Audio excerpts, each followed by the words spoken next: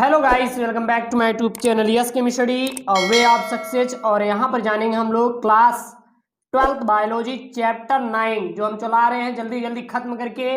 आपका पूरा का पूरा सिलेबस दिसंबर तक खत्म करने की कोशिश किया जाएगा कि दिसंबर में आपका पूरा मेरे प्यारे बच्चों सिलेबस समाप्त कर दे ताकि आप लोग अपने एग्जाम की तैयारी अच्छे से कर पाएँ। ठीक है मेरे प्यारे बच्चों, चलिए आज हमारा ये क्लास 12 बायोलॉजी चैप्टर 9 है, खाद्य उत्पादन में वृद्धि की कार्य नीति। ठीक है ना। और हम लोग इसके पहले बहुत सारे टॉपिक को कवर किया था। इस वीडियो में हम लोग देखेंगे मधुमक्खी पालन या एपी कल्चर, क्योंकि मधुमक्खी पालन को ही एपी कल्चर के नाम से जानते हैं। हेडिंग क्या रहेगी हम लोग की? हेडिंग रहेगी मधुमक्खी पालन, मधुमक्खी पालन जिसको बोलते हैं AP culture. AP culture, AP culture मधुमक्खी पालन हमारे मेरे प्यारे बच्चों होता क्या है? तो मधुमक्खी एक सामाजिक कीट है। इसमें बहुरूपता एवं श्रम विभाजन यानी कि कार्यों का बंटवारा पाया जाता है। प्रत्येक कॉलोनी का अपना जटिल मोम का छत्ता होता है और प्रत्येक छत्ते में हजारों छोटे छोटे खटभुजी कोष्ठक होते हैं और इन कोष्ठकों में रहते हुए मधुमक्खी अपने शत्रुओं से बची रहती है और जहां पर वो शहद का क्या करती है? निर्माण करती है। ठीक है, तो मधुमक्खी पालन एक सामाजिक क्या है? कीट है। मधुमक्खी पालन, और इसमें जानेंगे मधुमक्खी तो क्या लिखेंगे? मधुमक्खी एक सामाजिक कीट है। मधुमक्खी एक सामाजिक कीट है। ठीक है ना। इसमें बहुरूपता एवं श्रम विभाजन पाया जाता है। इसमें बहुरूपता तथा श्रम विभाजन पाया जाता है। इसमें बहुरूपता तथा श्रम विभाजन पाया जाता है। प्रत्येक कॉलोनी का अपना जटिल मोम होता है। प्रत्येक कॉलोनी, ये कॉलोनी मतलब होती क्या है? जो जब मधुमक्खियां ढेर सारी एक ही स्थान पे होती हैं तो कॉलोनी कह देते हैं। ठीक ना। प्रत्येक कॉलोनी का अपना जटिल मोम का छत्ता होता है। अपना जटिल मोम का छत्ता होता है। अपना जटिल मोम का क्या होता है मेरे प्यारे बच्चों? तो याद रखना, छत्ता होता है। प्रत्येक छत्तों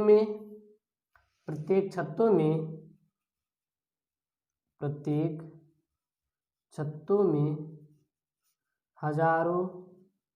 हजारों छोटे छोटे खटभुजी कोष्ठक होते हैं।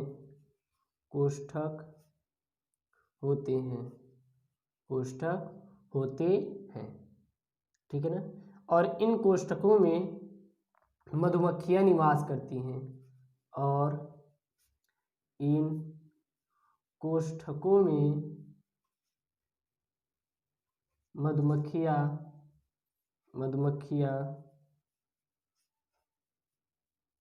निवास करती हैं और इन कोष्ठकों में क्या करती हैं? हमारी जो मधुमक्खियां होती हैं मेरे प्यारे बच्चों, निवास करती हैं।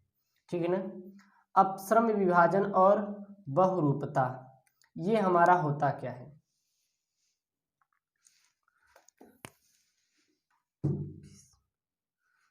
हेडिंग क्या डालेंगे हम लोग? श्रम विभाजन एवं बहुरूपता। श्रम विभाजन एवं बहुरूपता।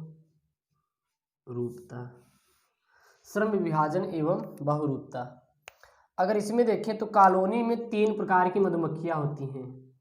कॉलोनी में 3 प्रकार की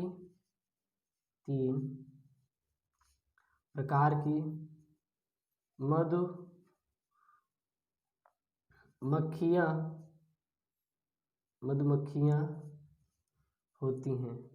यानी कि श्रम विभाजन तथा बहुरूपता के आधार पर मधुमक्खियाँ कितने प्रकार की होती हैं मेरे प्यारे बच्चों? 3 प्रकार की होती हैं। पहली क्या होती है?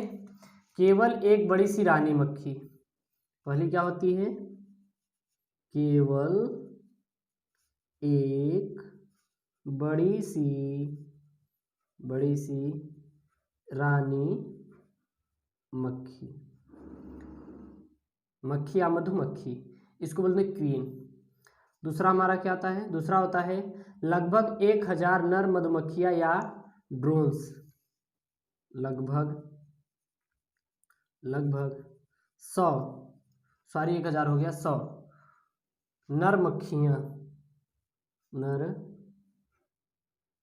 मक्खियां या ड्रोन्स के नाम से जानते हैं। अगला आता है हमारा हजारों छोटे श्रमिक मधुमक्खियां। तीसरा, हजारों छोटे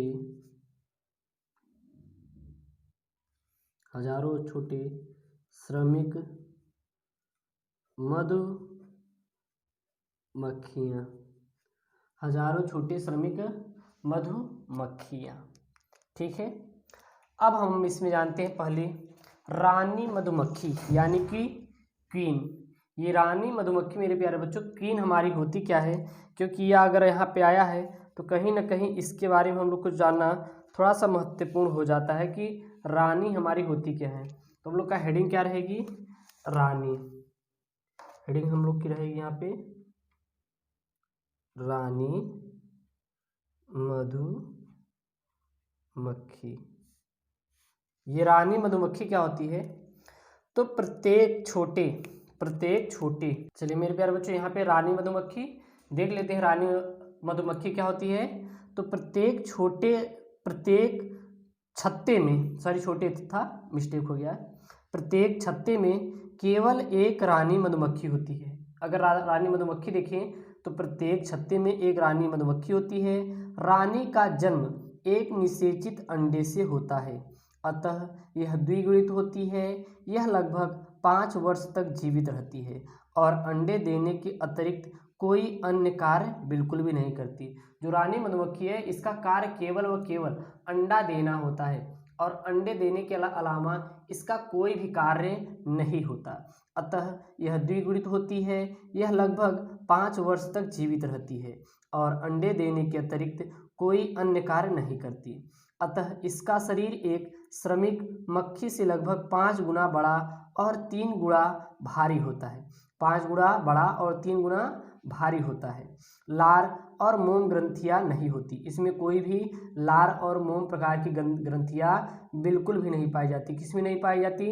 रानी मधुमक्खी में। अपने जीवन काल में यह लगभग 15 लाख अंडे देती हैं। यह जब तक जीती हैं तब तक कितने लाख अंडे देती हैं? 15 लाख अंडे देती हैं। हमारे देश में मधुमक्खियों का जनन काल शरद एवं बसंत ऋतु होता है, और जो हमारा मधुमक्खियों का जनन काल होता है जिसमें वो अपने बच्चों का जन्म देती हैं वो शरद और बसंत ऋतु में ही होता है। दूसरा आता है नर मधुमक्खियाँ या ड्रोन्स। ये नर मधुमक्खियाँ या ड्रोन्स क्या होती हैं? नर मधुमक्खियाँ रानी से काफ़ी छोटी परंतु हष्टपुष्ट होती हैं। अगर ये देखें तो ये छोटी रहेंगी लेकिन बहुत ही शारीरिक तौर पर बहुत ही मजबूत होती हैं। इसमें भी लार एवं मोम ग्रंथियां नहीं होती, अतः पोषण के लिए भी श्रमिक मधुमक्खियों पर निर्भर रहती हैं। और जो नर मधुमक्खियां रहती हैं किस पर निर्भर रहती हैं? श्रमिक मधुमक्खी। अभी इसके बारे में बताएंगे। इसमें डंक नहीं होता। अगर ये आपको काट लेंगे या फिर आपको डंक मार देंगे तो कोई भी आपको दर्द किसी प्रकार का नहीं होता, अतः ये अपनी सुरक्षा भी नहीं कर सकती। ये अनिषेक जनन बिना निषेचन किए अंडे या अंडे से विकसित होती हैं, अतः ये अगुणित होती हैं। इनका मात्र कार्य होता है कि रानी से निषेचन करना, केवल रानी से निषेचन करके बच्चों का उत्पन्न करना इनका कार्य होता है। अगला आता है हमारा श्रमिक मधुमक्खियाँ। ये हमारी क्या होती हैं? श्रमिक मधुमक्खियाँ। तो ये कॉलोनी में सबसे छोटी मधुमक्खियाँ होती हैं। श्रमिक मधुमक्खियाँ बद्ध निषेचन नहीं कर सकती।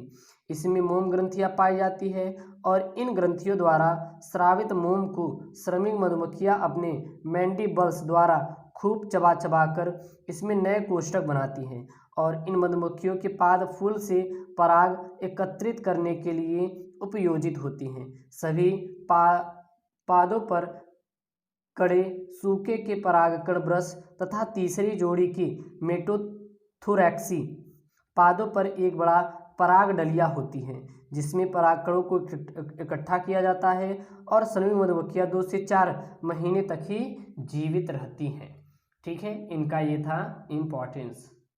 अब आता है मेरे प्यारे बच्चों मधुमक्खियों में सूचना या प्रसारण। ये मधुमक्खियों में सूचना या प्रसारण यानी कि कम्युनिकेशन इन हनी बी, यानी कि मधुमक्खियों में सूचना या प्रसारण कैसे होता है।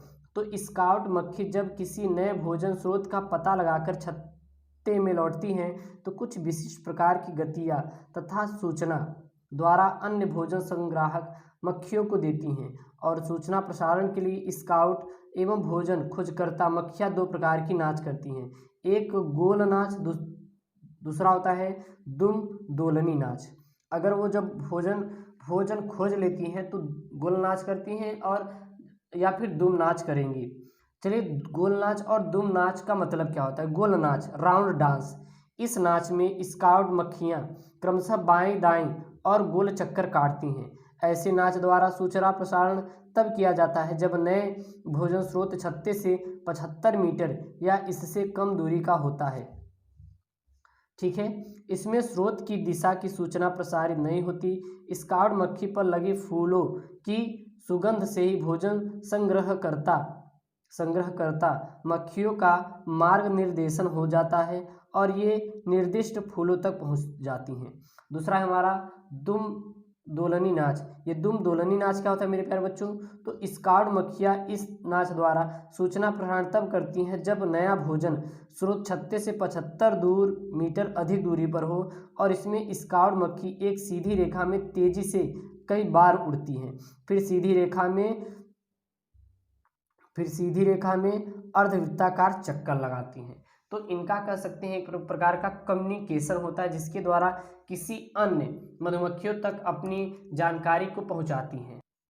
अब आता है मेरे प्यारे बच्चों द्विगुणित व अगुणित मधुमक्खी।